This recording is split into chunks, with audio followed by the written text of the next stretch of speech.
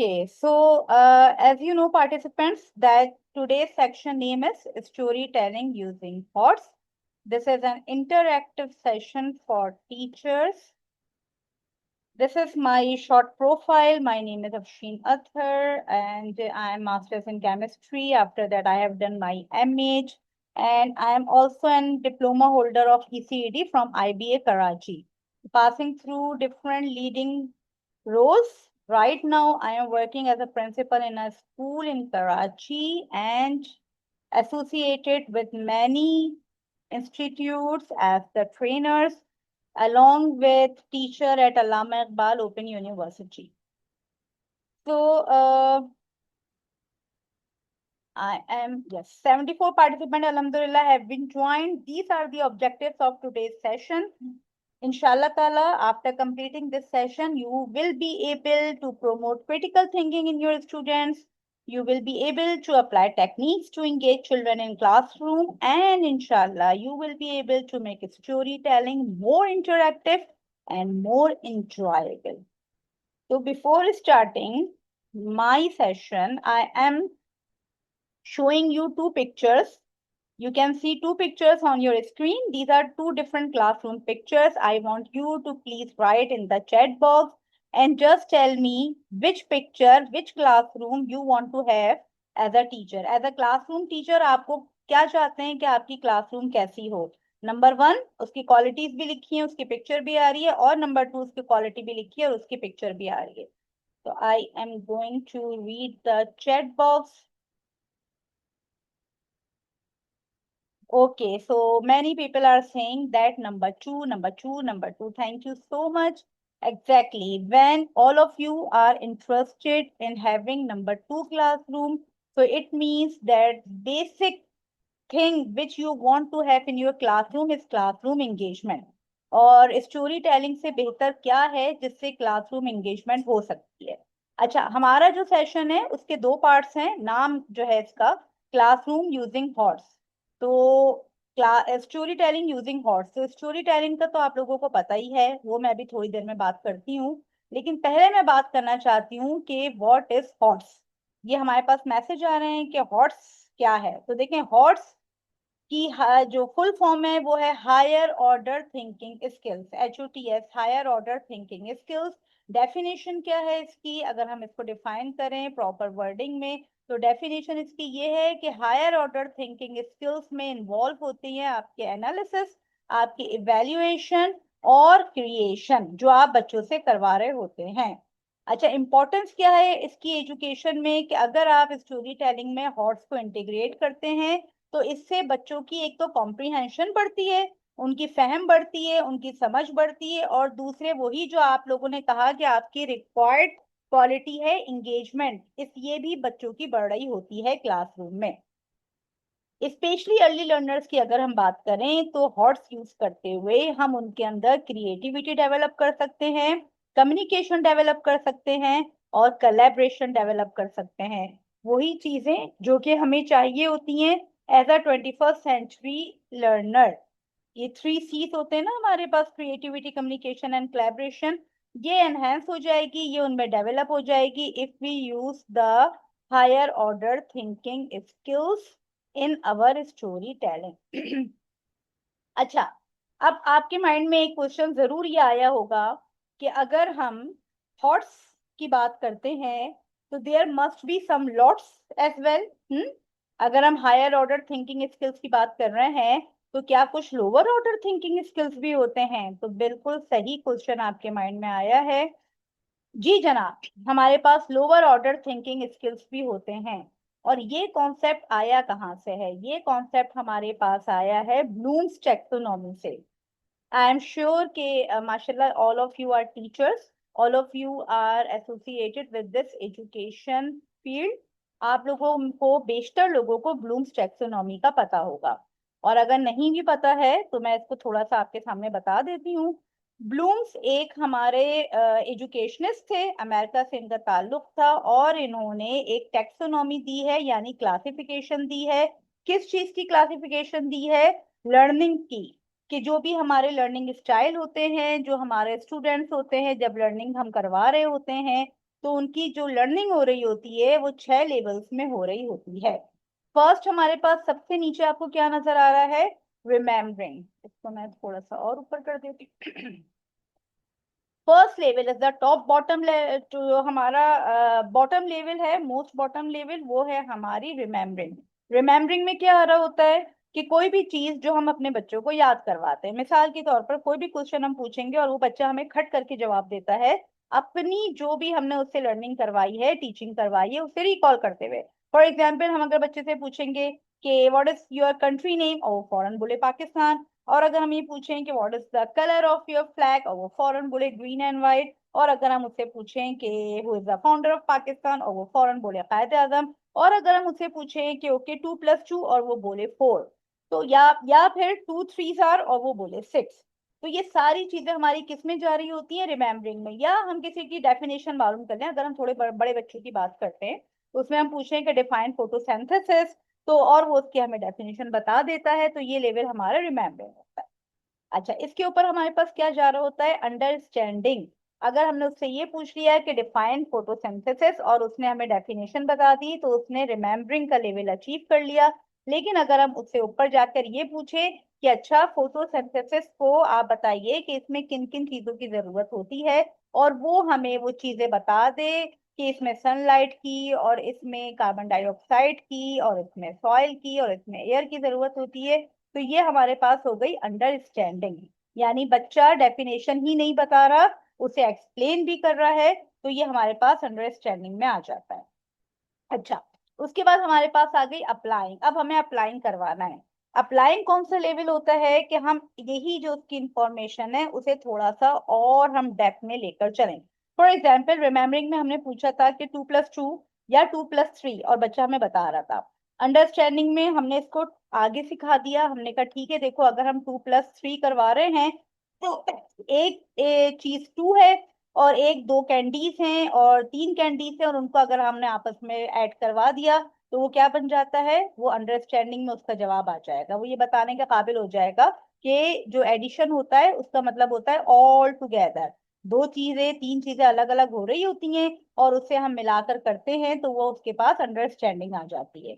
Applying के level पर क्या हो रहा होता है कि हम उसको बाजार लेकर गए, या वो अपने बच्चे अपने पेरेंट्स के साथ बाजार जाता है, और बाजार जाकर वो अपनी कुछ चीजें खरीदता है, और उसके फादर या मदर उससे कहते हैं कि बताओ बेटा, हमने आपके लिए ये कैंडी खरीदी, ये कैंडी खरीदी, ये कैंडी खरीदी, अब टोटल कितनी कैंडीज आपके पास हो गई हैं? या ये चीज इतने की है और ये चीज इतने की है, और वो उसको वहां खड़ा होकर ऐड करने की कोशिश कर रहा होता है।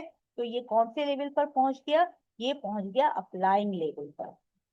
ठीक है, क्लासरूम में हम इसे कैसे करवा रहे होते हैं? क्लासरूम में हम अप्लाइंग ऐसे करवा रहे होते हैं कि हम उनको मैथ्स के, स्पेशली मैथ्स के लिए वर्ड प्रॉब्लम दे रहे होते हैं।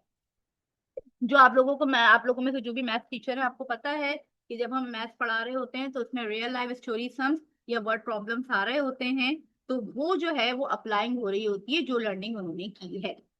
अच्छा, इससे ऊपर अगर हम चलते हैं तो आपके सामने लिखा हुआ आ रहा है एनालाइजिंग। एनालाइजिंग में क्या हो रहा होता है कि आप किसी चीज को एनालाइज करके देख रहे हो, यानी उसका तज्जिया कर रहे हो।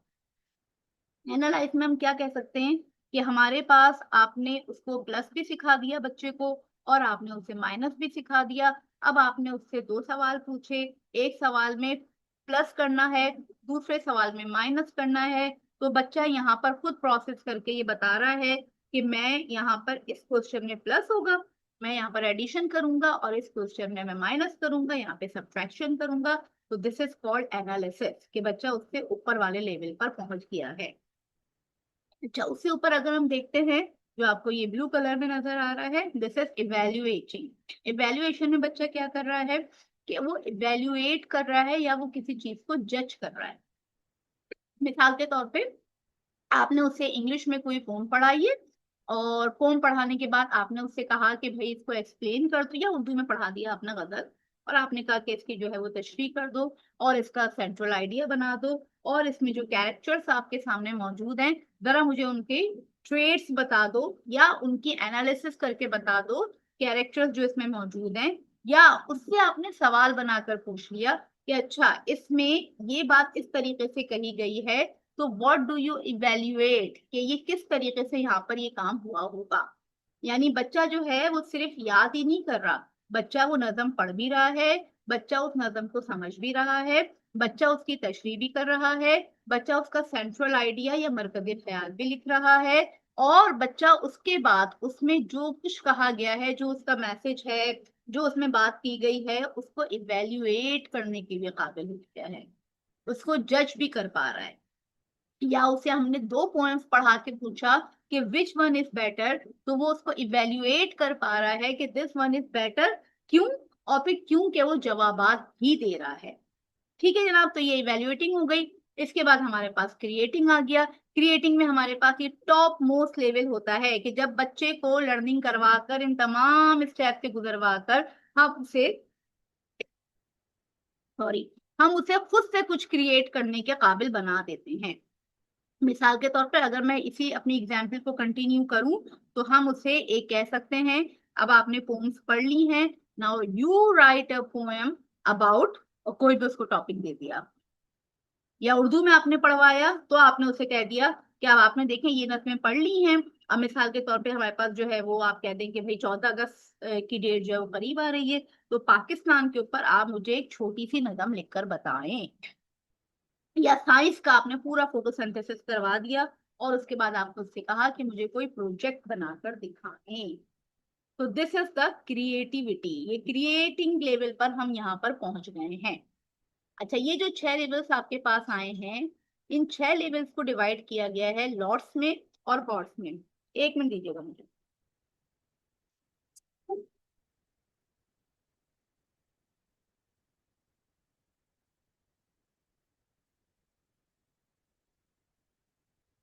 इसमें जो नीचे के 3 लेवल्स आ रहे हैं, these 3 levels are considered as lower order thinking skills, और जो इससे ऊपर वाले टॉप 3 लेवल्स हैं, दोज आर कंसिडर्ड एज हॉर्स, हायर ऑर्डर थिंकिंग स्किल्स। मैं आप लोगों को ये बताना चाह रही हूँ आज कि आप लोग स्टोरी टेलिंग करवाते हुए ये 3 लेवल्स कैसे अचीव कर सकते हैं, ताकि हम बच्चों को जो उनकी लर्निंग हो रही है उसमें उनके लेवल्स पे ऊपर से ऊपर जा सकें। अच्छा जनाब, अब मैंने आपसे कहा था कि स्टोरी टेलिंग की हम बाद में बात करेंगे, पहले हमने हॉर्स की बात कर ली है। स्टोरी टेलिंग क्या है बेसिकली? बिल्कुल, स्टोरी टेलिंग हमारे पास एक एंगेजिंग टेक्निक है, क्योंकि हम बच्चों को एंगेज करना चाह रहे हैं। और उसमें अगर हम कहें कि व्हाट इज स्टोरी टेलिंग, ये मेरी अपनी बनाई हुई डेफिनेशन है कि it is the best way to convey our heart message in a very soft way. जो भी कोई हम अपना एक ऐसा मैसेज जो हम समझते हैं कि अदरवाइज हम बच्चे को बताएं तो वो इसको इतना ग्रैस्प ना कर पाए, वो उसे इतना समझ ना पाए, वो हम स्टोरी के थ्रू उसे कन्वे कर सकते हैं। फॉर एग्जाम्पल, हम बच्चे को सिखाना चाहते हैं ऑनेस्टी, तो ऑनेस्टी में हमने कोई कहानी सिखा दी उसे, कोई कहानी उसे सुना दी, कोई कहानी उसे बता दी, और उस कहानी में हमने एक ईमानदार कैरेक्टर दिखा दिया और एक बेईमान कैरेक्टर दिखा दिया, और उसके बाद पूरी स्टोरी के बाद हमने उसे इवेल्युएट करवा दिया कि विच वन इज गुड, तो बच्चा खुद से बोलेगा कि ये वाला कैरेक्टर अच्छा था क्योंकि ये ईमानदार था, और ये वाला कैरेक्टर सही नहीं था क्योंकि इसने बेईमानी की थी। इसका मतलब क्या हो गया कि उसे ये बात पता लग गई कि honesty is a good trait जो कि हमें अपनी लाइफ में अडॉप्ट करना है। अच्छा, होता क्या है इसमें, इसकी क्वालिटीज क्या है स्टोरी टेलिंग की? कि फर्स्ट हमारे पास क्या होना चाहिए? Interactive story telling. जैसे कि हम पहले हम सुनाया करते थे कि स्टोरी, या हम खुद भी हमने ऐसे ही सुना है स्टोरीज की, तो वहां पर क्या होता था कि एक मिनट दीजिएगा मुझे। जी, स्टोरी टेलिंग में एक स्टोरी टेलर होता है, और वो बैठा हुआ क्या कर रहा होता है कि स्टोरी सुना रहा होता है, और सारे लोग जो है वो चुपचाप मदहोश से और सहर दर से बैठे हुए स्टोरी सुन रहे होते हैं। लेकिन हमें क्या करना है? हमें अपने स्टोरी टेलिंग को इंटरएक्टिव बनाना है। हमें रुकना है, हमें बच्चों से पूछना है, हमें बच्चों को शामिल करना है, और उसके बाद हमें उनके साथ अपनी स्टोरी टेलिंग के प्रोसेस को बढ़ाना है। अच्छा, सेकंड क्या है हमारे पास इसकी क्वालिटी? स्टोरी टेलिंग में हमें कैरेक्टर एक्सप्लोरेशन भी करवाना है। जैसा कि मैंने आपसे अभी कहा कि हमारे पास जो बच्चे हैं उनको उस कैरेक्टर्स के साथ हमें अटैच करना है, उनके साथ हमें उनके इमोशंस को और मोटिवेशंस को ज्वाइन करना है। अगर हम एक अपने अपनी स्टोरी में कोई कैरेक्टर ऐसा लिया है जो कि अच्छा है, तो बच्चों को उस कैरेक्टर से मोहब्बत पैदा होनी चाहिए। अगर हमने अपनी एक स्टोरी में कोई कैरेक्टर ऐसा लिया है जो कि अच्छा नहीं है, तो बच्चों को उससे नफरत फील होनी चाहिए। हमें अपने कैरेक्टर्स को इतने स्ट्रॉन्ग तरीके से बच्चों के सामने बताना होगा। और थर्ड थिंग इसमें क्या है, ये आप लोग करते होंगे यकीनन, कि आप लोग इसमें विजुअल एड्स और प्रॉप्स यूज कर रहे होते हैं। मतलब अगर आप देखें तो स्टोरी टेलिंग के लिए एक किताब काफी है, या अगर किताब नहीं भी है तो उसमें जो है वो आपने जबानी स्टोरी याद की हुई है, वो आप सुना रहे हैं, एक तरीका ये भी हो सकता है। लेकिन दूसरा तरीका क्या है, आपके हाथ में पपेट्स मौजूद हैं, आपके हाथ में पिक्चर्स मौजूद हैं, आपने रियलिया लिया हुआ है, रियलिया यानी कि रियल मॉडल्स लिया हुआ है, और उसे आप साथ साथ दिखा रहे हैं, तो बच्चों के ज्यादा सेंसेस यूज हो रहे हैं और उनकी इंगेजमेंट ज्यादा होगी। अगेन वही वाली बात इंगेजमेंट की, कि यहाँ पर हमारे पास हम चाहते यही हैं कि बच्चे हमारे क्लासरूम में इंगेज हों। ठीक हो गया जनाब। ये स्टोरी टेलिंग की हमारी कुछ कह रहे हैं आपके क्वालिटीज आ गई हैं। अच्छा, अब स्टोरी टेलिंग मैंने बता दिया कैसे होता है, मैंने आपको हॉट्स बता दिए कि हायर ऑर्डर थिंकिंग्स क्या होती हैं। अब हम देखेंगे कि किस तरीके से हम अपनी स्टोरी टेलिंग में हायर ऑर्डर थिंकिंग स्किल्स को एनहेंस कर सकते हैं। अगर हम देखें तो हमारी जो स्टोरी टेलिंग होती है उसकी 3 स्टेजेस होती हैं। कोई, अच्छा कोई क्या बताएगा, ये तो सामने नजर आ रहा है आपको कि इसको हमने 3 स्टेजेस में डिवाइड किया हुआ होता है। फर्स्ट स्टेज है हमारी pre story phase, second stage होती है वाइल्ड स्टोरी, और थर्ड होता है हमारा post story phase. Pre story phase का मतलब क्या है, कि अभी हमने स्टोरी शुरू नहीं की है, लेकिन हम बच्चों को फेमिलियर करवा रहे हैं अपनी स्टोरी से। कैसे करवा सकते हैं हम अपनी स्टोरी से फेमिलियर, हम बच्चों को जो स्टोरी बुक है वो दिखा रहे हैं, हमने उसका टाइटल पेज दिखाया है, और हमने उसके बाद उस स्टोरी को खोल भी दिया है। खोलने के बाद हमने जितनी पिक्चर्स हैं उनसे गुजारते चले जा रहे हैं, और बच्चों से आइडिया ले रहे हैं कि इसमें बेटा आप लोगों को क्या क्या नजर आ रहा है, इसमें आपके ख्याल में क्या क्या हो सकता है। ये मैं आपको दिखा देती हूँ प्री स्टोरी फेस की जो स्टेप्स हमारे पास हैं।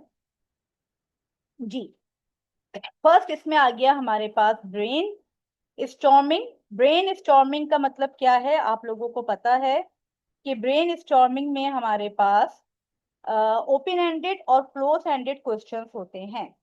अच्छा, ये अभी हमारे पास इस वक्त अल्हम्दुलिल्लाह पार्टिसिपेंट्स 92 पार्टिसिपेंट्स हैं हमारे पास, 93 पार्टिसिपेंट्स एक्चुअली। और जो हमारी मीटिंग का टाइम है वो 10 मिनट में ये मीटिंग खत्म हो जाएगी।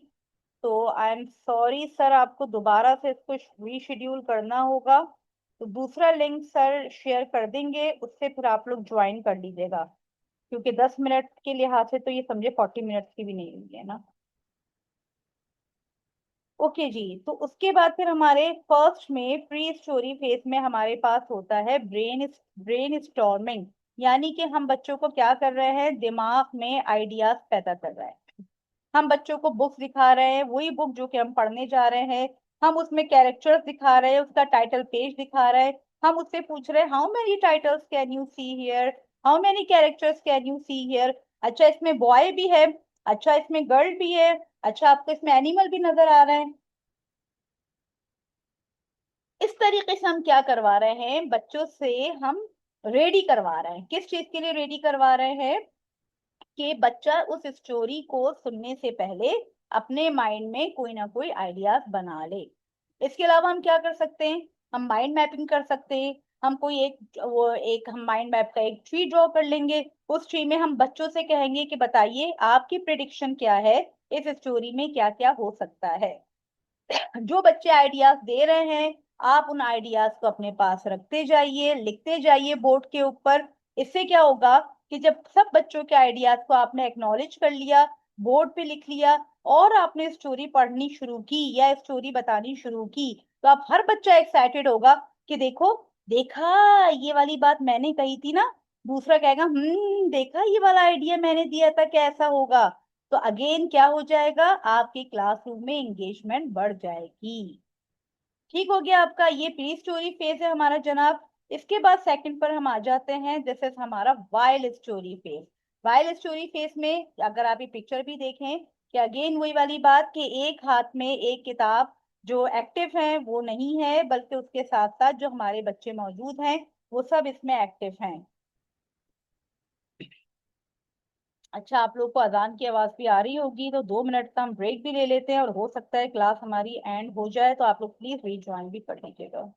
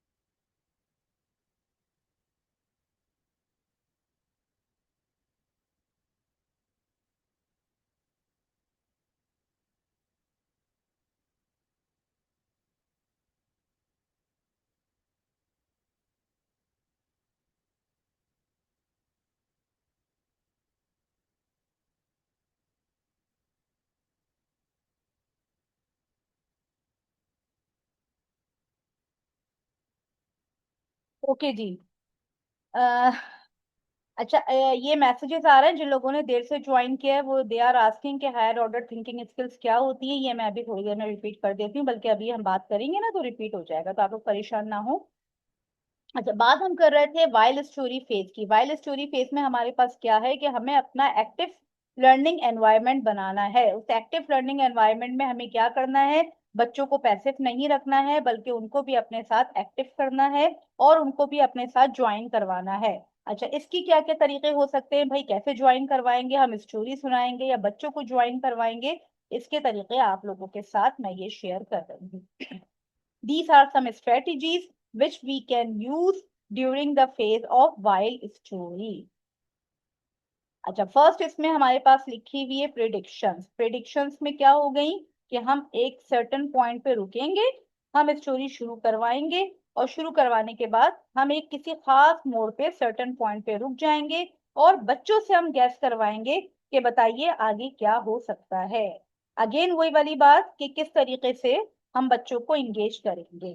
ठीक है, अब इसके बाद क्या होगा। अच्छा, अब देखो, अगर अली जंगल में चला गया, तो आपके ख्याल में उसे जंगल में क्या नजर आया होगा। तारा ने एक जोरदार चीख मारी, उसने क्या देखा होगा जो उसने चीख मारी। इस तरीके की प्रिडिक्शन, जिसमें बच्चे सिर्फ अपने कान इस्तेमाल नहीं कर रहे, बल्कि बच्चे अपने दिमाग भी इस्तेमाल करें, और वो ये सोचने पे मजबूर हो जाएं कि इससे आगे क्या क्या पॉसिबिलिटीज हैं जो कि हो सकती हैं। इसके बाद आपको क्या करना है, you have to develop an emotional connection between the audience and the characters. अगर आपने बच्चों को एक ऐसा कैरेक्टर दिखाया है जो कि डिप्राइव्ड है, जिस पे कोई ना कोई जुल्म हो गया, ठीक है, कोई ना कोई उसके साथ जो है वो ऐसी जुल्म वाली बात हो गई है, तो बच्चे को उसके लिए रहमदिली फील करनी चाहिए।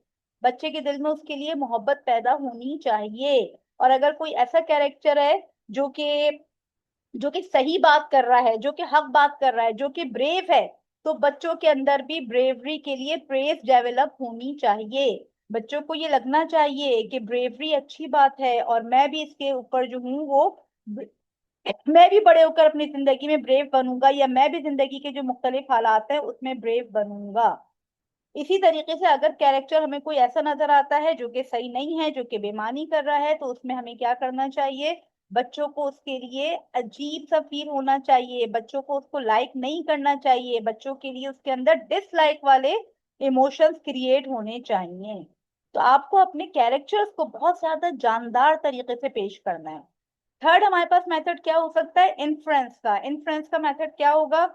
इन्फ्रेंस के मेथड में आप बच्चों से वो क्वेश्चंस करेंगे जो कि यू सामने आपके स्टोरी में मौजूद नहीं है।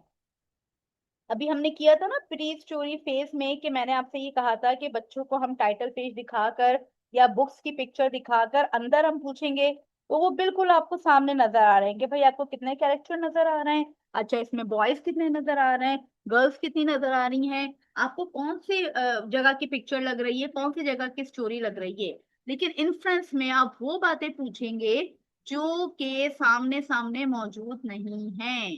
ठीक है? इससे बच्चों को अगेन बिटवीन द लाइन सोचना पड़ेगा कि अगर उसने ये वाली बात कही है तो उसने ऐसा क्यों किया। आपके ख्याल में अगर वो उसके अंदर चली गई तो वो क्यों चली गई? आपके ख्याल में अगर उसे इस जगह पे डर नहीं लगा तो क्यों डर नहीं लगा? हम इस तरीके के इन्फ्रेंस वाले क्वेश्चन पूछेंगे वाइल स्टोरी फेज में। और इसके अलावा हम क्या कर सकते हैं? हम सेंसरी डिटेल्स बता सकते हैं। सेंसरी डिटेल्स में हम क्या कर सकते हैं? अपने एलिमेंट्स, जो हमारे सेंसरी एलिमेंट्स हैं बच्चों के, जो वो देख रहे हैं, जो वो सुन रहे हैं, जो वो टच कर रहे हैं, जो वो टेस्ट कर रहे हैं, जो वो स्मेल कर रहे हैं, उसे हमें उनको we have to bring them to the life. 1 minute बाद ही मीटिंग एंड हो जाएगी। आप लोग प्लीज, सर कह रहे हैं कि उसी लिंक से हम जो है वो दोबारा रीज्वाइन कर देंगे। ठीक है? जो लिंक आप लोगों के साथ ऑलरेडी शेयर हुआ है उसी से हम लोग इसको इंशाल्लाह ताला रीज्वाइन कर लेंगे। अच्छा, सेंसरी डिटेल्स में आपको बता रही थी कि सेंसरी डिटेल्स में कैसे बच्चों की सेंसरी डिटेल्स को ऊपर लेकर आना है। अगर हमने ये वाली बात कही अपनी स्टोरी में कि अली ने एप्पल खाया and it was very sweet, तो बच्चों को अपने मुंह में उस सेब की मिठास महसूस होनी चाहिए। अगर हम ये वाली बात बता रहे हैं अपनी स्टोरी में कि दादा ने संदूक को हाथ लगाया और वो बर्फ की तरह ठंडा था और उनके हाथ यख हो गए, तो बच्चों को अपने हाथ में वो ठंडक महसूस होनी चाहिए। अगर हम ये बात कह रहे हैं कि जंगल में अंधेरा था, तो बच्चों को उस चमकते हुए कमरे में भी अंधेरा नजर आना चाहिए। तो सारे सेंसेस आप लोगों को बच्चों को उजागर करवाने हैं उस वक्त जबकि आप उन्हें एक स्टोरी सुना रहे हैं और आप एक अच्छे स्टोरी टेलर हैं और आप उनके अंदर हायर ऑर्डर थिंकिंग स्किल्स को डेवलप करना चाहते हैं। इसके अलावा हम क्या कर सकते हैं? हम वाइल्ड स्टोरी फेज में ये भी पूछ सकते हैं बच्चों से कि आपके पास इस कैरेक्टर ने इस जगह पर ये किया है, अगर आप इस जगह पर होते तो क्या करते? है ना? What would you do if you were here? आप इस शहजादे की जगह होते तो क्या करते?